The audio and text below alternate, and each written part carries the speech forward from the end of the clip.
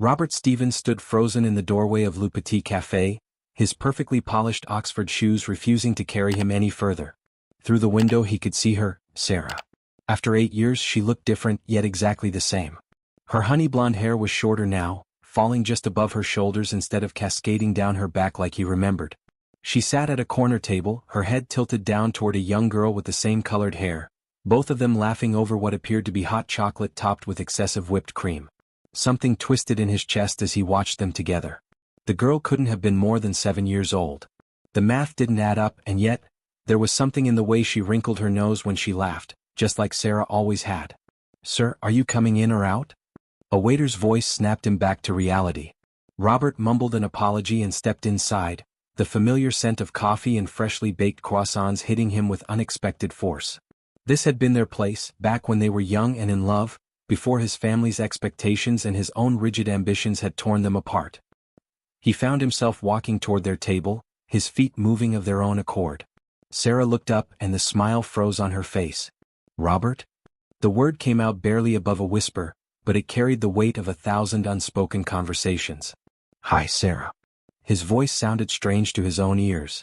The little girl looked up at him curiously, a smudge of whipped cream on her chin. I didn't expect to see you in Boston." "We moved back last month," Sarah replied, her hand instinctively moving to rest on her daughter's shoulder. "Emma, sweetie, this is an old friend of Mommy's." Emma gave him a bright smile that made his heart stutter. "Hi. Do you want to see my drawing? I'm making it for my art class." She held up a colorful piece of paper covered in what looked like butterflies. "Emma," Sarah interrupted gently, "why don't you go wash your hands? You've got chocolate all over them." As Emma skipped toward the restroom, Robert sank into an empty chair, uninvited. "Sarah, I need to ask." "Don't." Her voice was firm, but her hands trembled slightly as she wrapped them around her coffee cup. "Whatever you're thinking, just don't." "She's 7, isn't she?" The words came out before he could stop them. Sarah met his gaze steadily, and in her eyes, he saw the same strength that had drawn him to her 15 years ago, when they were just 2 college kids sharing coffee and dreams. "Yes, she's 7. And she's happy, Robert." "We're happy."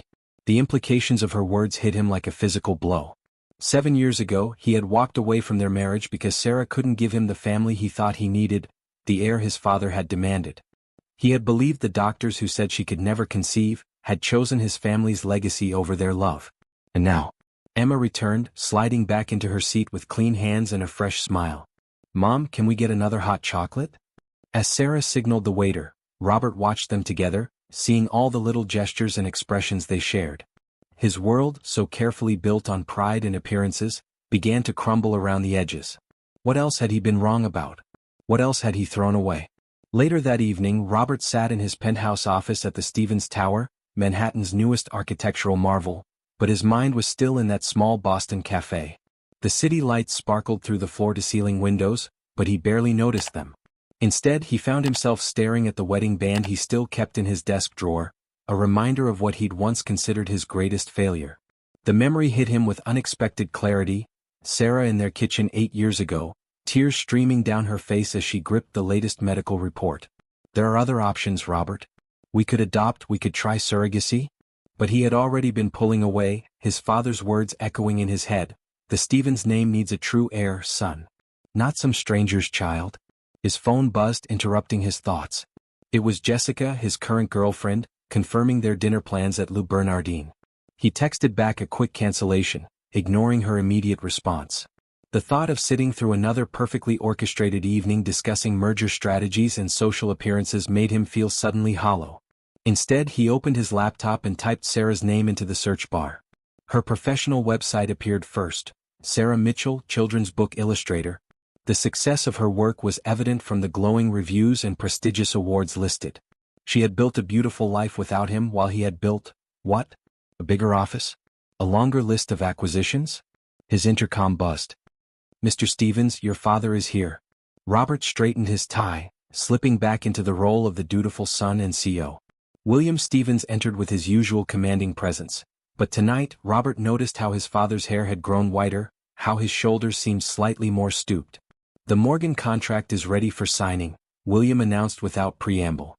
"You'll need to fly to Chicago tomorrow morning." "I can't," Robert replied, surprising himself. I have something I need to look into in Boston. William's eyebrows rose. Boston? What could be more important than closing this deal? Robert met his father's gaze, feeling something shift inside him. Dad, do you remember when you told me that leaving Sarah was the right thing to do? That we needed a proper heir for the family legacy? Ancient history, William waved his hand dismissively. You made the right choice. Look at everything you've accomplished. Did I? Robert's voice was quiet. Because today I saw Sarah with a little girl. A 7-year-old little girl. The color drained from William's face. That's impossible. The doctors said. Apparently they were wrong. Robert stood up, walking to the window. Or maybe they weren't. Maybe she adopted, or maybe... He turned back to his father. The point is, she has a daughter. A beautiful, bright little girl who looks just like her. And I walked away because we believed it was impossible. Son, whatever you're thinking. I'm thinking that I've spent 8 years chasing what you wanted, what you said mattered. Robert's voice grew stronger. I'm thinking that maybe it's time I figured out what actually matters to me. William's jaw tightened. You have responsibilities, Robert? To this company, to our family name? Yes, I do. Robert sat back down at his desk. But maybe I've been fulfilling them the wrong way. He pulled up his calendar and began clearing the next week's appointments. The Morgan contract can wait. I need to make things right first. As his father left the office in stony silence, Robert pulled out his phone again. He scrolled through his contacts until he found one he hadn't used in years. Mark Thompson, Sarah's brother. His finger hovered over the number. It was time to learn the truth, no matter how much it might hurt. Mark Thompson's construction office was nothing like the sleek corporate environments Robert was used to. The walls were covered with blueprints, and the desk was cluttered with coffee-stained paperwork. Mark himself hadn't changed much, still built like a linebacker, with calloused hands and suspicious eyes that now bore into Robert from across the desk. You've got some nerve showing up here, Mark said, leaning back in his chair. 8 years of radio silence, and suddenly you want to talk about my sister? Robert resisted the urge to straighten his tie again, a nervous habit he'd developed in boardrooms. This wasn't a negotiation he could win with corporate tactics. I saw her yesterday, Mark. Her and Emma. Ah. Mark's expression hardened. So that's what this is about. You saw Emma and now you want answers? I need to know. You don't need to know anything, Mark cut him off. You lost that right when you walked out on her. Do you have any idea what that did to Sarah? She was already devastated about the fertility issues and then you just gave up on her. On everything. The words hit Robert like physical blows, but he pressed on. I made a horrible mistake. I know that now. But Emma, she looks so much like Sarah. And the timing? Mark stood up abruptly, pacing to the window. You want to know if she's yours? What? So you can swoop in with your fancy lawyers and demand custody? Try to buy your way back into their lives? No? Robert's vehemence surprised them both. I need to know what I threw away. What I lost because I was too proud, too afraid to stand up to my father. Mark was quiet for a long moment, studying Robert's face. Finally he sighed. 2 weeks after you left, Sarah found out she was pregnant. The doctors called it a miracle pregnancy, said all their previous tests must have been wrong. She tried to contact you, but your father's lawyers blocked every attempt. Said you'd moved on, that you were building a new life. The room seemed to spin around Robert. She tried to tell me? My father knew? Yeah, and he made damn sure you never found out. Mark's voice was bitter. Sarah was heartbroken, but she's stronger than anyone gave her credit for. She built a new life, focused on her art, raised Emma on her own. Well, not entirely on her own. She had me, our parents, real family who stuck by her. Robert sank back in his chair, memories flooding his mind. All those times his father had intercepted his mail personally, claiming it was to protect him from Sarah's attempts to reconcile. The way his old phone had mysteriously malfunctioned, requiring a new number. The sudden transfer to the London office for 6 months. It had all been calculated, deliberate. Does Emma? Robert's voice cracked. Does she ever ask about her father? Mark's expression softened slightly. Sarah told her that her father had to go away before she was born. She's never badmouthed you if that's what you're worried about. That's the kind of person Sarah is. She didn't want Emma growing up with anger or resentment. She's a better person than I am, Robert whispered. Yeah, she is. Mark returned to his desk. So what are you going to do with this information, Robert? Because I swear if you hurt them again, I won't. Robert stood up, his mind racing. But I need to make things right. Not by buying my way back into their lives, but by showing them I've changed. That I can be the man Sarah once believed I was. As he turned to leave, Mark called after him. Robert. Emma has her art class showcase next Saturday. Sarah always takes her to celebrate at Le Petit Café afterward. Just, if you're serious about making things right, maybe start there. Start by seeing them for who they are now, not who you left behind. Robert nodded, unable to speak around the lump in his throat. As he walked to his car, his phone buzzed again. Another message from his father, demanding to know why he'd canceled the Chicago trip. For the first time in his adult life, Robert turned off his phone completely. He had 8 years of mistakes to make up for, and he knew exactly where to begin. If you're enjoying this video and want more content like this, make sure to hit that subscribe button and turn on the notification bell.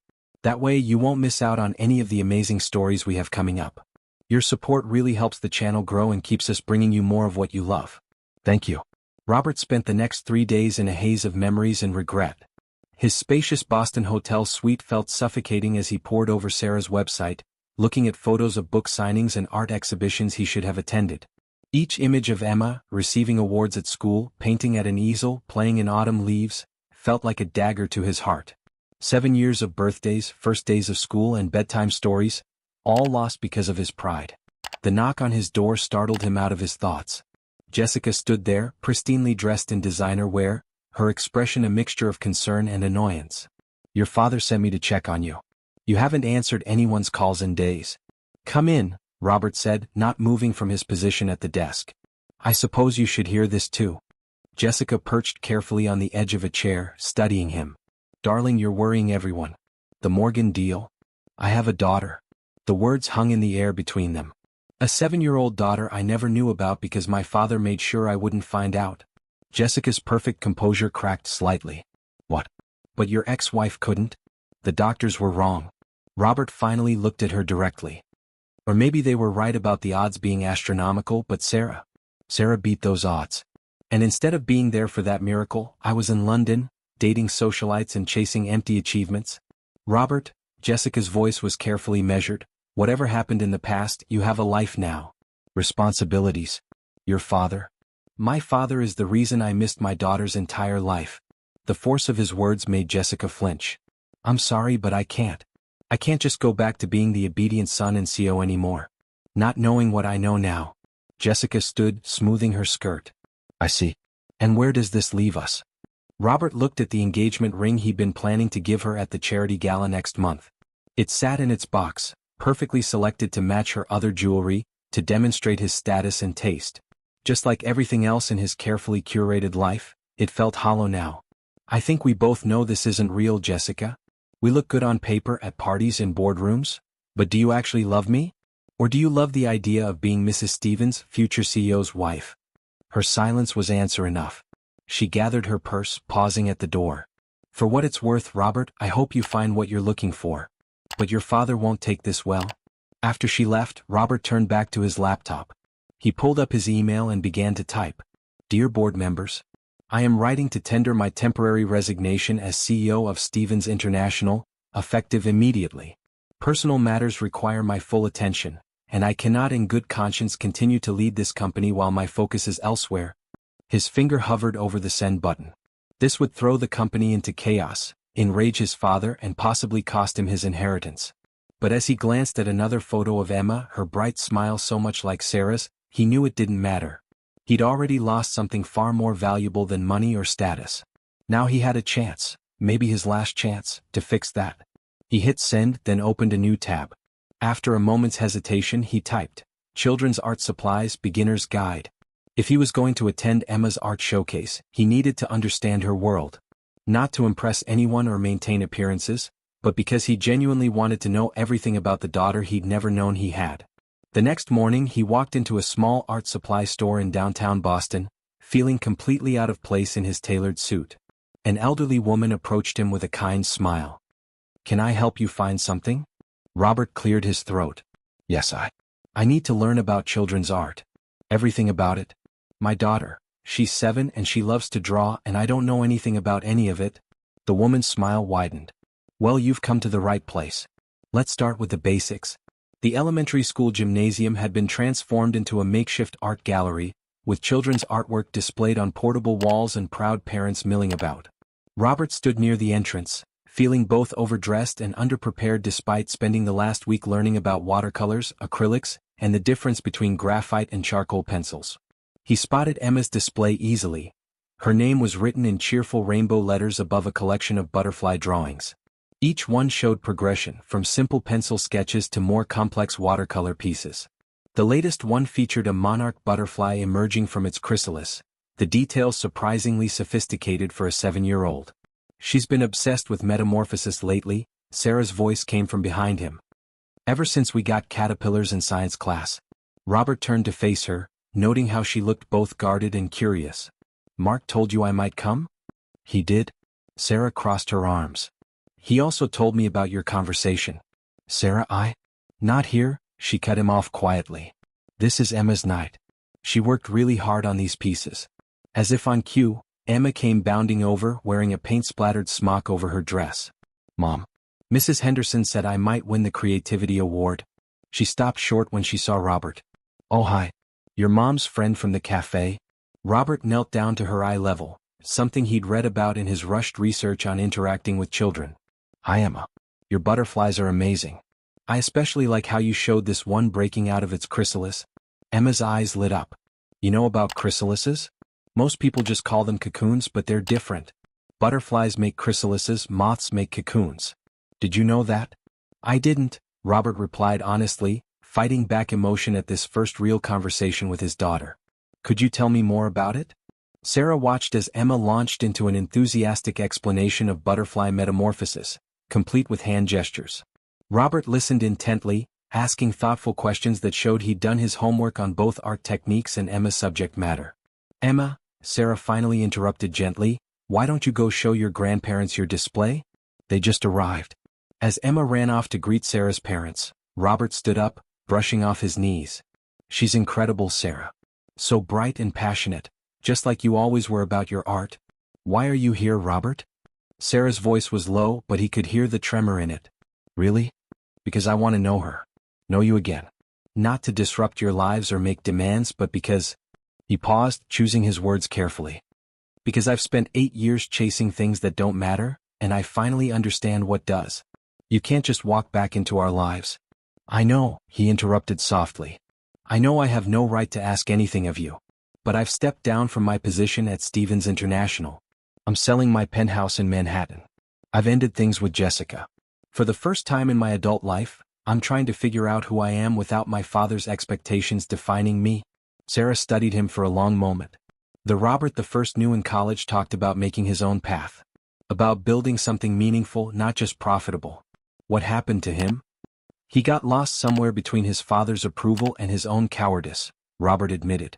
But seeing Emma learning about what I threw away, I want to find that person again. The one you used to believe in. Before Sarah could respond, Emma returned, clutching a blue ribbon. I won. I won the Creativity Award. She threw her arms around Sarah, then to everyone's surprise, hugged Robert's legs too. Thank you for liking my butterflies. Robert froze for a moment, then carefully patted her shoulder, looking at Sarah with a mix of joy and uncertainty. Sarah's expression softened slightly. Emma, sweetie, would you like to get ice cream to celebrate? Can your friend come too? Emma asked hopefully. He knows about art stuff? Sarah hesitated, then nodded slowly. If he'd like to. I would, Robert said quietly. Very much. As they walked toward the parking lot, Emma skipping ahead with her ribbon, Sarah spoke without looking at him. This doesn't mean everything's forgiven. Or forgotten. I know. But, she continued, Emma deserves to know where she comes from. Who she comes from. If you're serious about being in her life, it has to be for her, not for your guilt or your father's legacy. I understand. Robert watched Emma examining a real butterfly that had landed on a nearby bush. Thank you for giving me a chance to try. William Stevens burst into Robert's temporary Boston apartment unannounced, waving a tablet displaying the morning's Wall Street Journal headline. Stevens International CEO takes sudden leave of absence, stock prices waver. Have you completely lost your mind? William's face was flushed with anger. The board is in chaos, our investors are panicking, and you're here playing house with your ex-wife and a child who... My daughter, Robert cut him off, his voice steady. Emma is my daughter. The daughter you knew about and deliberately kept from me for 7 years? William faltered for a moment, then straightened his shoulders. I did what was necessary to protect you, to protect our company's future. Sarah wasn't right for you or for the Stevens name. She would have held you back from what, Dad? From being miserable? From spending 8 years chasing your dreams instead of my own? Robert gestured around the modest but comfortable apartment. Look around. For the first time since college, I'm actually thinking for myself. Making my own choices. By throwing away everything we've built? Everything I've sacrificed for? You mean everything you sacrificed me for? Robert's words hit with precision. Did you ever ask what I wanted? Or were you too busy planning my life to notice I was dying inside? A knock at the door interrupted their confrontation. Sarah stood there, Emma half hidden behind her legs. Sorry we're early for, she stopped, seeing William. Oh, hello, Mr. Stevens. Emma peered around her mother, eyes wide with curiosity. William stared at her, the color draining from his face. The resemblance to a young Sarah was striking, but there was something unmistakably Stevens in her chin, in the way she held herself. Emma, Sarah said quietly, why don't we come back later? No, Robert said firmly. Please stay. Dad was just leaving. William looked between them, his son standing tall and unflinching, Sarah protective and wary, and Emma, the granddaughter he'd denied knowing. For the first time in Robert's memory, his father seemed at a loss for words. She likes art, Robert continued, his voice softening. She won a creativity award at her school showcase. She knows the difference between chrysalises and cocoons, and she can explain metamorphosis better than any biology teacher. She's brilliant, Dad. And I've missed everything because you decided your legacy was more important than my happiness. I never meant to. William started, then stopped, looking older than Robert had ever seen him. I thought I was protecting our family's future. This is our family's future, Robert gestured to Emma, who was now examining a butterfly sculpture he'd bought for his coffee table. And I won't miss any more of it. William moved toward the door, pausing beside Sarah. I apologize, he said stiffly. For everything. After he left, Sarah let out a breath she seemed to have been holding. That was long overdue, Robert finished. He turned to Emma with a gentle smile. Hey, butterfly expert, want to see something cool? I found this book about Art Nouveau butterfly designs I thought you might like. As Emma eagerly followed Robert to his bookshelf, Sarah watched them together. The wall she'd built around her heart over 8 years of single parenthood cracked just a little, seeing the natural way they connected over shared interests. Mom, look, Emma called out. These butterflies are made of stained glass. Can we try making that? Sarah laughed. Maybe we should master watercolors first, sweetie? Actually, Robert said hesitantly, I know someone who teaches stained glass workshops. If it's okay with your mom, maybe we could all go together? Learn something new? The hope in his voice was painful in its sincerity. Sarah found herself nodding, surprised by her own response. We could do that. As long as you understand we're taking things slow. Slow is good, Robert agreed, watching Emma trace the butterfly patterns with careful fingers. Slow means I have time to get things right this time. If you're enjoying this video and want more content like this, make sure to hit that subscribe button and turn on the notification bell. That way you won't miss out on any of the amazing stories we have coming up. Your support really helps the channel grow and keeps us bringing you more of what you love. Thank you. The stained glass workshop was housed in an old converted warehouse in Cambridge, sunlight streaming through dozens of completed pieces hanging in the windows. Emma pressed her face against the glass, eyes wide with wonder at the rainbow patterns dancing across the floor. My friend Diana teaches here, Robert explained as they walked in. She's been doing stained glass for 20 years? Sarah raised an eyebrow. I didn't know you had artistic friends. There's a lot you don't know about who I've become, Robert replied quietly. Just like there's a lot I need to learn about who you and Emma are now. Diana turned out to be a gray-haired woman with paint-stained hands and infectious enthusiasm. She set them up at a workbench with simple patterns and basic tools, taking extra time to explain safety precautions to Emma. Remember, Diana instructed, glass can be beautiful, but it needs to be handled with respect and care. She glanced meaningfully at Robert, who understood she wasn't just talking about the materials. They started with small sun catchers, Emma choosing a butterfly pattern while Sarah selected a crescent moon.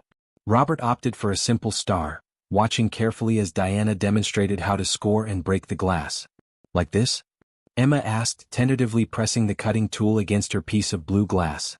Gentle but firm, Robert suggested, remembering Diana's instructions. Like when you're using your watercolors, you need to be confident but careful. Sarah looked up, surprised by his insight into their daughter's art. She'd noticed the art books accumulating in his apartment but hadn't realized how much attention he'd been paying to Emma's techniques. As they worked, Emma chattered about school, her friends, and her upcoming science project about, unsurprisingly, butterflies. Robert absorbed every detail, asking questions that showed genuine interest rather than mere politeness. "Katie in my class says monarch butterflies can fly thousands of miles," Emma explained while carefully arranging glass pieces. "Is that true?" "It is," Sarah confirmed. "They migrate to Mexico every year. Like you used to migrate to the coffee shop to study in college," Robert said without thinking. "Remember? You said you couldn't concentrate unless you were surrounded by people and the smell of espresso." The memory hung between them, unexpected and bittersweet. Sarah's hands stilled on her project. "You remember that?" "I remember everything about those days," Robert admitted. "I just forgot to remember them for a while. Got too caught up in being who I thought I had to be." Emma looked between them curiously. "Did you meet at a coffee shop?" "We did," Sarah said after a moment. "Le Petit Café where we saw Robert that day. It used to be our favorite place to study." "Is that why we always go there after my art class?"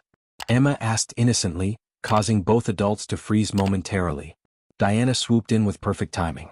"Emma, would you like to see how we're going to add copper foil to the edges? It's like giving your butterfly a special frame." As Emma followed Diana to the supply table, Sarah spoke softly. "I did keep going there because of the memories. Silly, right? Even after everything." "Not silly," Robert replied, carefully placing a piece of amber glass into his star pattern. "I kept the corner office at Stevens Tower because it had a view of the park where you used to sketch on Sunday afternoons.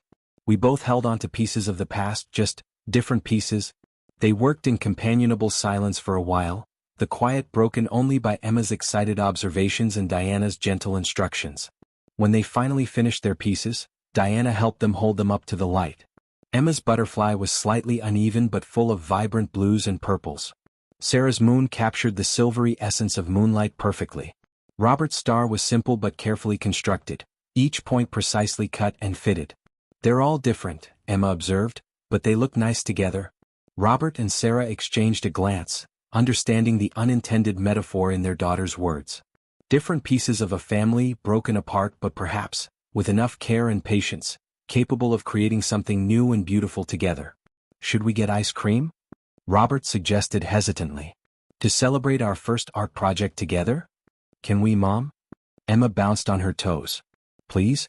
Sarah looked at her daughter's hopeful face, then at Robert's carefully neutral expression. "Ice cream sounds good. But Robert, you should know that Emma has very strong opinions about proper Sunday construction." "I want to learn all about it," he replied seriously, making Emma giggle. As they left the workshop, Diana smiled knowingly at their retreating forms. Sometimes, she thought, the most beautiful works of art were the ones that required the most delicate and patient reconstruction.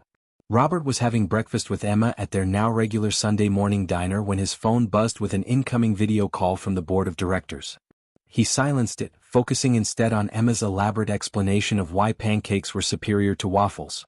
"But waffles have little squares to hold the syrup," he argued playfully, making Emma roll her eyes in a gesture so reminiscent of Sarah that it made his heart ache. "That's exactly why they're worse. The syrup should mix with the butter naturally, not be trapped in little boxes," she demonstrated by swirling her fork through the puddle of syrup on her plate. "See? Freedom?" His phone buzzed again. Then again. Finally, a text from his father: "The Morgan deal is falling apart. They're threatening to walk. Answer your damn phone." "Is everything okay?" Emma asked, noticing his frown.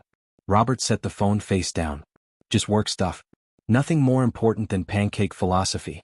But when Sarah came to pick up Emma an hour later, she immediately sensed his tension.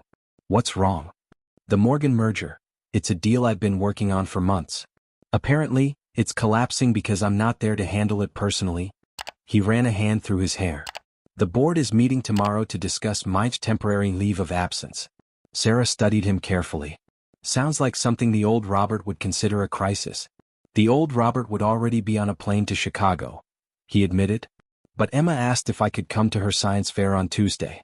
She wants to show me her butterfly life cycle project." "You could reschedule," Sarah suggested, though her tone was neutral. "She'd understand." Robert thought about the way Emma's face had lit up when he'd promised to come, how she'd immediately launched into a preview of her presentation. No, I couldn't. Not again. Not to her. Later that evening he sat in his apartment, laptop open to a scathing email from the board. The merger represented millions in potential revenue, hundreds of jobs, years of negotiation.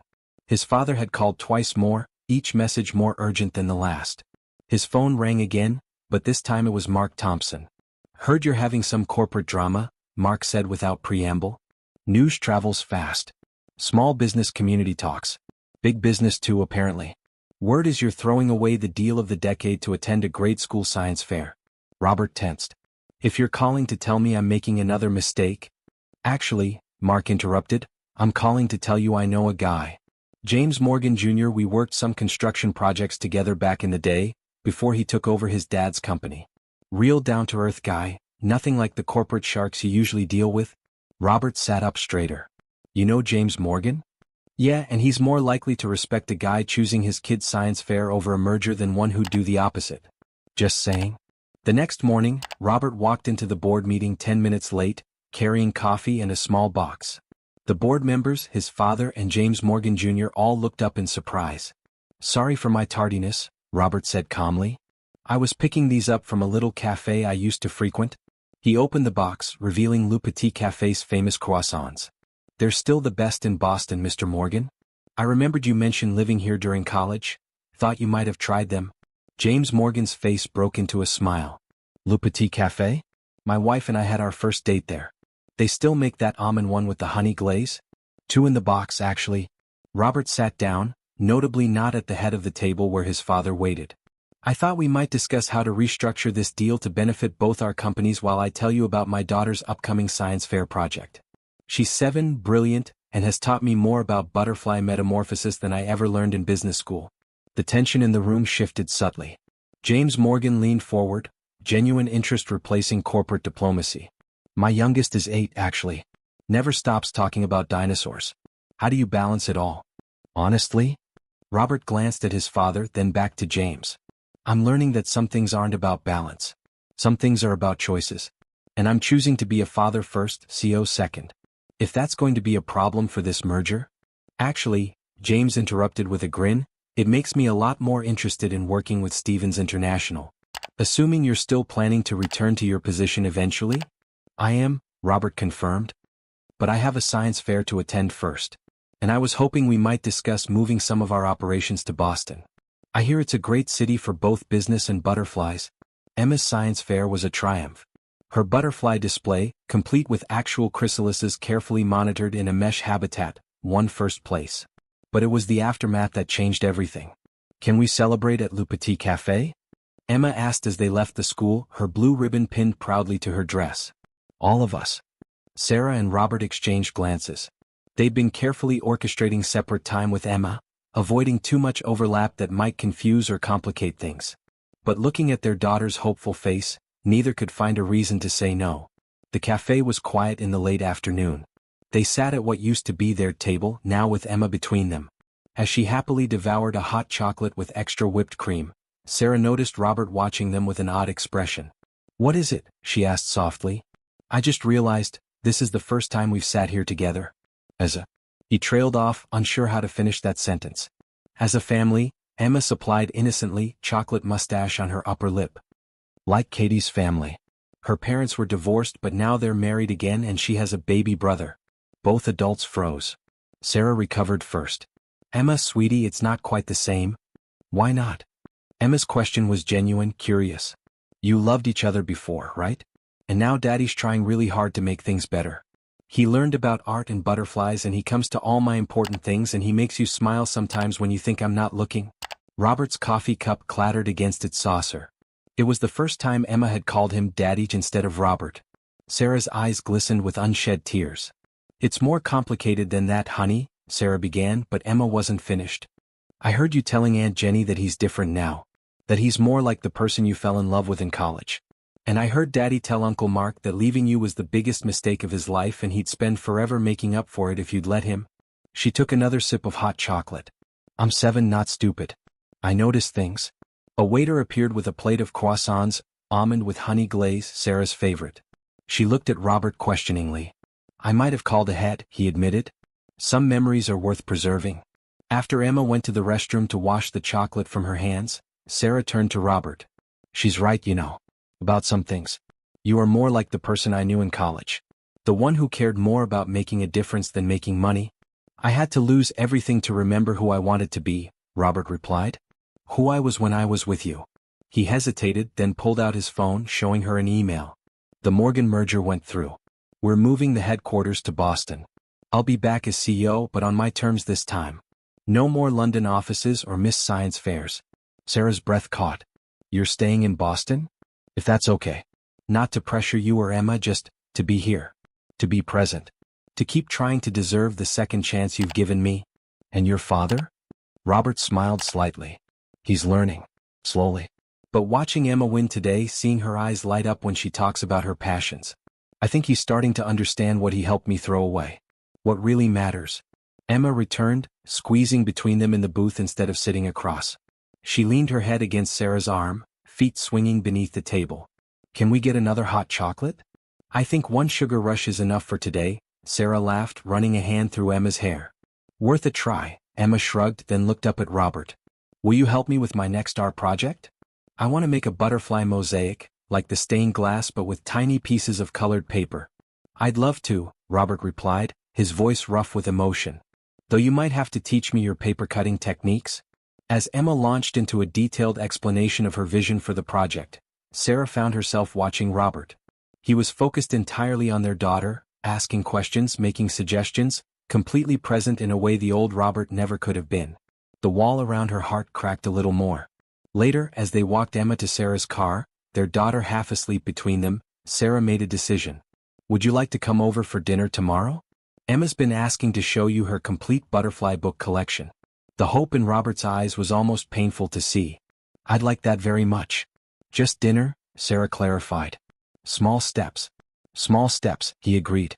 But in the right direction this time. Sarah's house was exactly what Robert would have expected. A cozy Victorian in Cambridge with a wraparound porch and a garden that seemed to attract actual butterflies. The walls inside were covered with a mix of Emma's artwork and Sarah's illustrations, telling the story of their life together through colors and shapes. This is from when I was 5, Emma explained, leading him through a gallery of her progressive work. Mom keeps everything I make. She says art is like a diary, it shows who you were and who you're becoming. Robert stopped at a framed illustration, one of Sarah's professional pieces. It showed a little girl releasing butterflies into the sky, her face turned away but her posture full of hope. The book it was from sat on a nearby shelf, Learning to Fly, a story about new beginnings. That was my first children's book, Sarah said quietly, coming up behind them. I wrote it the year after Emma was born. The dedication page read, For E, who taught me that sometimes the most beautiful things come from unexpected changes. Dinner's ready, Sarah announced, steering them toward the dining room. Emma insisted on breakfast for dinner. Apparently, morning pancakes with Robert have made quite an impression. Freedom pancakes, Emma declared, making both adults laugh at their private joke about syrup distribution. The domesticity of the scene was both wonderful and painful. Setting the table together, Emma showing Robert where everything went, Sarah bringing out plates of perfectly crafted pancakes. It was everything Robert had thrown away, everything he'd convinced himself he didn't need. Mom makes faces in the pancakes, Emma explained as they sat down. Look, this one has a butterfly. Of course it does, Robert smiled, but his voice was thick with emotion. Halfway through dinner, Emma gasped suddenly. I forgot to show you my special butterfly book. Can I go get it? After she raced upstairs, Sarah turned to Robert. You okay? You seem overwhelmed. I am, he admitted. This house, this dinner, Emma's art everywhere. It's the life we could have had all along. The life I was too blind to see I wanted. Robert? I know. Small steps. He took a shaky breath. It's just, seeing all the memories I missed right there on the walls. 7 years of artwork. 7 years of pancake breakfasts and bedtime stories and... He stopped, collecting himself. I keep thinking about what my father said about protecting the Stevens legacy. But Emma is our legacy, Sarah. And she's more amazing than any company or fortune. Sarah was quiet for a moment, then said, You know, the day I found out I was pregnant after you left, I almost tried to contact you again. Mark told me you did try. That my father's lawyers blocked you. No, I mean after that. When Emma was born. But then I looked at her, so tiny and perfect, and I thought about how you'd walked away when things got hard. How you'd chosen your father's approval over our marriage. And I decided she deserved better than a father who had to be convinced to love her. The words hit Robert like physical blows, but he knew he deserved them. You were right. I didn't deserve her then. I'm not sure I deserve her now. But I swear, Sarah, I'm trying to become someone who does.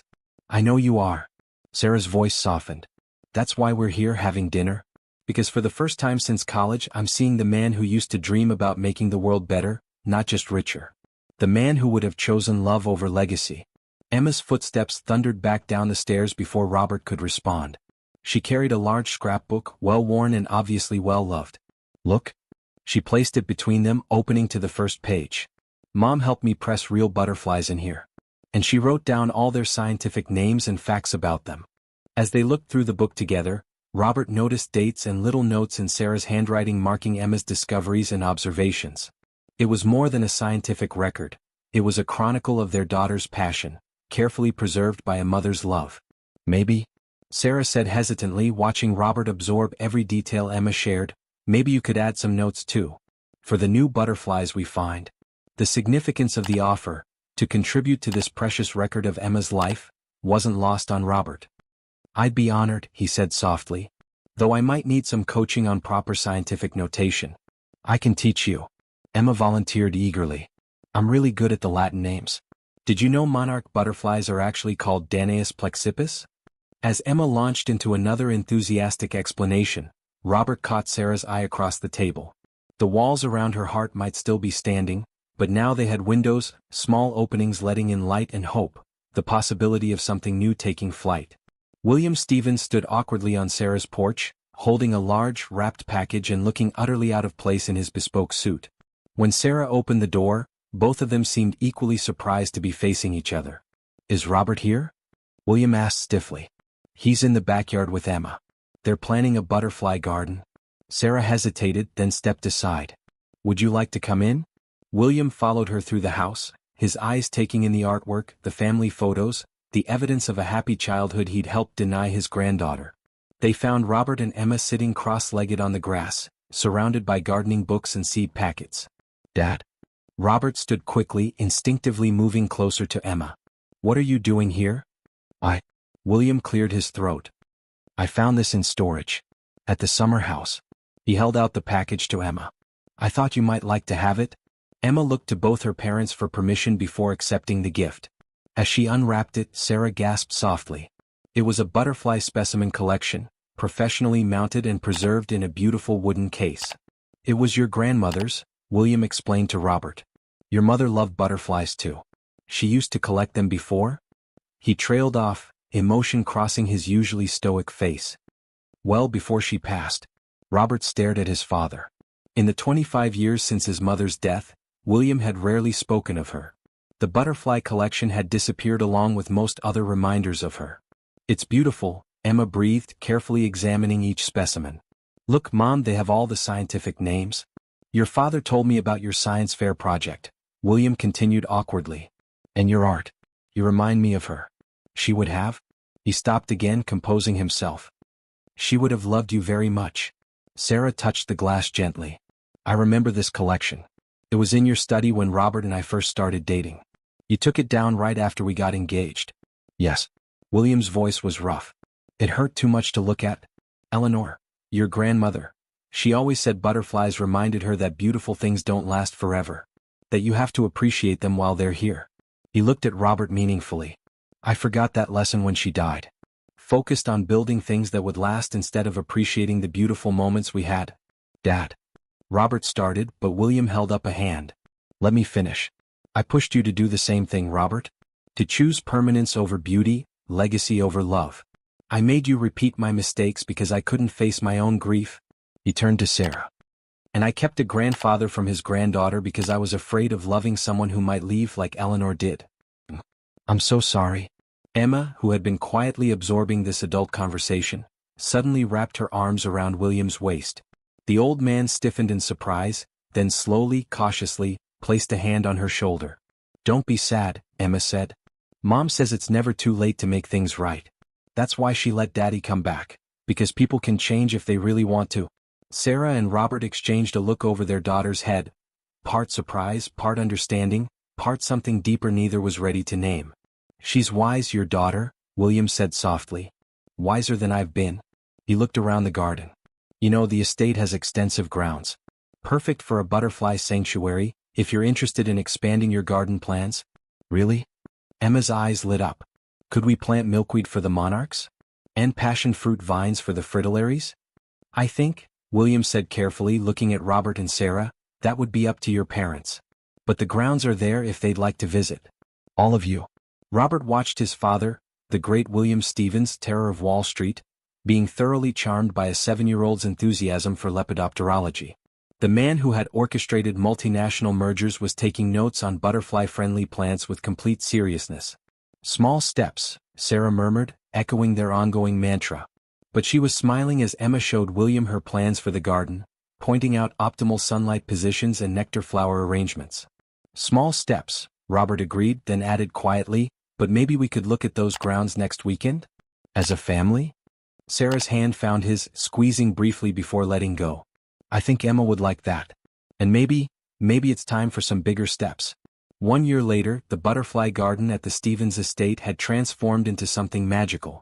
Monarchs danced between carefully cultivated flowers, while Emma darted after them with her camera, documenting each species for her ever-growing collection.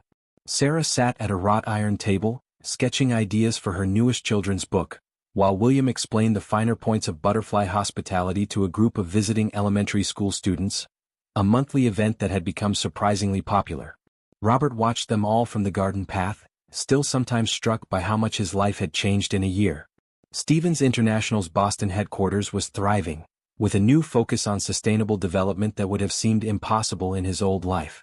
His father had become the company's most enthusiastic advocate for environmental initiatives, especially those involving butterfly habitats. But more importantly, he had found his way back to himself, and to his family. "Daddy?" Emma called out, running over with her camera. "Look, I got a picture of a question mark butterfly. See how the wings have that punctuation mark pattern?" "Beautiful," Robert agreed, examining the photo. "Perfect for your presentation next week." Emma had been chosen to speak at a children's science symposium about butterfly conservation. The little girl who once did a simple science fair project was becoming a passionate advocate for environmental preservation, inspiring other kids with her enthusiasm. "Mom's helping me practice my speech," Emma said, then lowered her voice conspiratorially. "And I think Grandpa's more nervous about it than I am. He keeps making me note cards." Robert laughed, watching his father gesture animatedly to the school group about proper milkweed cultivation. William Stevens, once focused solely on profit margins, now spent his weekends teaching children about ecosystem preservation. Sarah approached them, her sketchbook tucked under her arm. "Emma, honey, why don't you go help Grandpa with his tour? I think he's getting to the part about chrysalis formation, and you explain that better than anyone." As Emma skipped off, Sarah turned to Robert. "The publisher loves the new book concept. A grandfather and granddaughter creating a butterfly sanctuary together? They said it's exactly what they're looking for. Art imitating life?" Robert smiled. "Something like that." Sarah's hand found his, their fingers intertwining naturally. Over the past year, these small touches had become more frequent, more comfortable. The walls around her heart had slowly dissolved, replaced by something stronger, trust, rebuilt piece by piece. "Do you ever think about how different things could have been?" Robert asked softly. "If I had been braver back then, if I had stood up to my father sooner?" "Sometimes," Sarah admitted. "But then I look at who we are now. Who you've become. Who your father has become. Even who I've become." She gestured to the garden, to Emma teaching the younger children about butterfly wings. "Maybe we all needed our own time to grow, to change. Like a metamorphosis?" Robert finished, pulling her closer. "Exactly." Sarah leaned into him, watching their daughter shine. "You know, Emma asked me something interesting this morning. She wanted to know if we were finally going to have our second wedding like Katie's parents did." Robert's heart skipped. "What did you tell her?" "I told her that some things can't be rushed. That they need time to develop naturally." Sarah turned to face him, her eyes soft. "But I also told her that sometimes, when things do develop naturally, they end up more beautiful than you could have imagined." Robert cupped her face gently. "Sarah Mitchell, was that your way of saying you might be ready for more than small steps?" "I'm saying," she smiled, "that I love the man you've become. The father you are to Emma. The son you are to your father. The person you were always meant to be. She reached up, touching his cheek. And yes, I might be ready for that bigger step. If you are. Their kiss was soft, sweet, and witnessed by a dozen fluttering monarchs, nature's own approval of their reunion. From across the garden, they heard Emma's delighted squeal and William's suspiciously emotional cough. Well, Robert said, resting his forehead against Sarah's, I guess we just made Emma's day. Our day, Sarah corrected. All of us. As their family gathered around them, embracing and celebrating, Robert thought about the long journey that had brought them here. Sometimes the most beautiful transformations required the hardest changes, the most painful growth. But in the end, like the butterflies Emma loved so much, they had all emerged stronger, more colorful, and ready to soar. Thank you all for watching this story. If you enjoyed it and want to support the channel, you can now use YouTube's Super Thanks feature. Your support helps us create more content like this and keeps these stories flying your way.